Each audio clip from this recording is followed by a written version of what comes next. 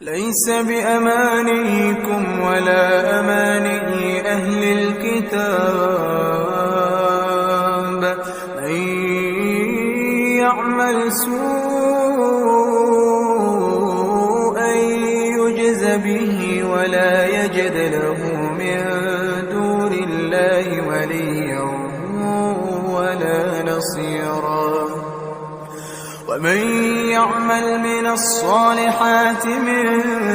ذكر أو أنثى وهو مؤمن فأولئك